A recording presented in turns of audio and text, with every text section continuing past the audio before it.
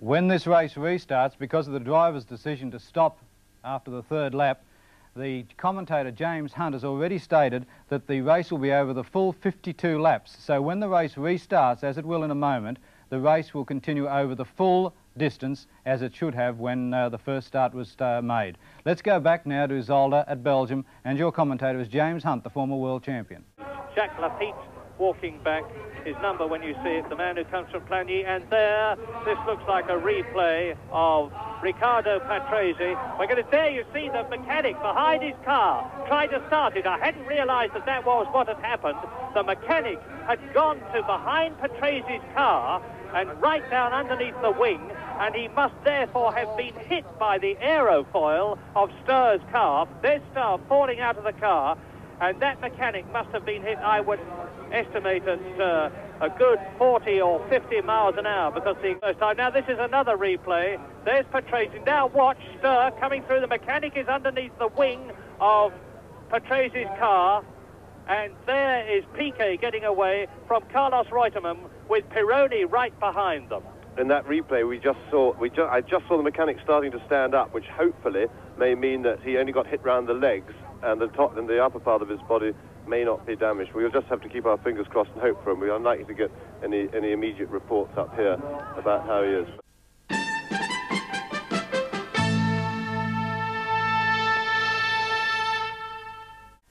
You're watching the Belgian Grand Prix, and the top four racing cars, Didier Pironi, Reutemann, Piquet and Alan Jones, are still in that position as we go back to the commentators, James Hunt and Murray Walker. In this race that it has done hitherto, he was quite well up in practice, and there's Reutemann, and Pironi just apparently puts his foot down, and Piquet's up now. Piquet's going through for second, and he does it.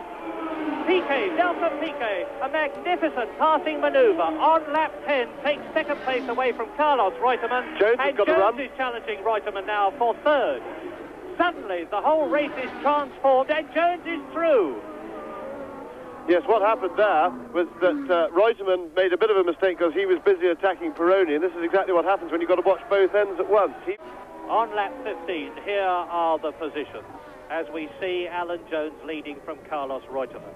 In third position, Jacques Lafitte, and Jones there is going faster all the time. His previous fastest lap was 1:24.59, and he's just gone round in 1:23.94. 3 seconds outside the lap record, but he's controlling the race from the front.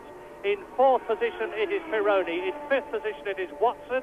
So in this race, we're getting it with the two Williams, who have now really stamped their dominance on the Belgian Grand Prix. And the only question, I think, now is not can anybody catch them, because it looks as though on the current form there's no question of that. But will the cars be reliable? The second question could well be, is it going to rain? Well, the answer to the first question is that the Williams team is famous for its reliability. Jones is going quicker and quicker all the time. Jones hit the barrier. Didn't see exactly what happened.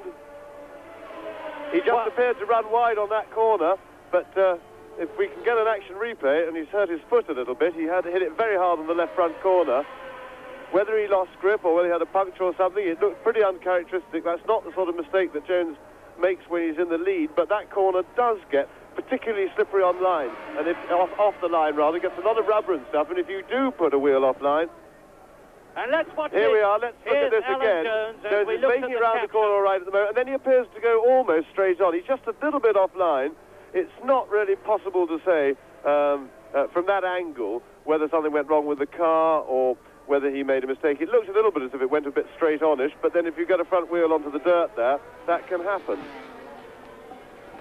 And now, of course, with Alan Jones out of the race, completely destroying the sense of what I was saying about the Williams team magnificently driving in first and second formation, it means that Carlos Reutemann on lap 20 is in the lead. In second position is Jacques Lafitte, and in third position is Didier Pironi.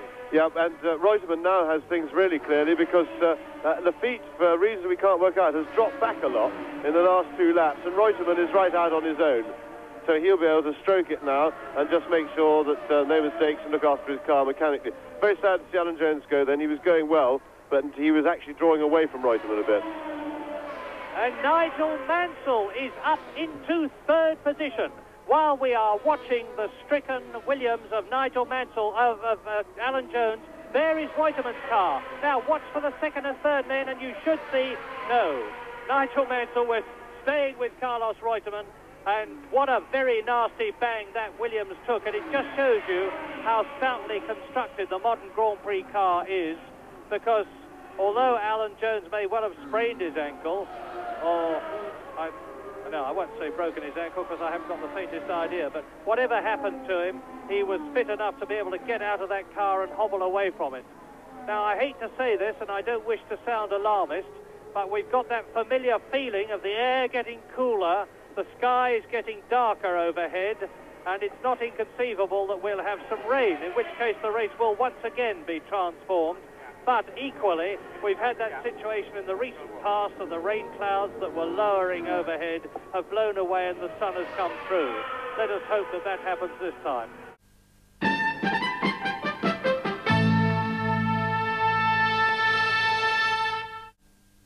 Would it be unfair from our Australian point of view to say that Alan Jones was very unlucky on that 20th lap? Let's see it again. Jones took the lead in this race in the 13th lap, and then unaccountably now on the Bianchi curve he fails to hold his line. He ran wide, he slipped off line, hits the safety fence, and that put Alan Jones out of this race. A tragedy for the Australian, who did appear with teammate Reutemann to have the race at his mercy, controlling the field from the front. And the position now as we near the halfway mark, the 36th lap, is that Reutemann, Jones's teammate, is leading, 10-second gap to Lafitte. Then Nigel Mansell of England and John Watson of Ireland is fourth. But as we see Alan Jones limp away here in our National 9 replay, you can see he's favouring that left leg. Probably a bruised ankle, but we have no confirmation as to the extent of the injuries, if any, to Jones.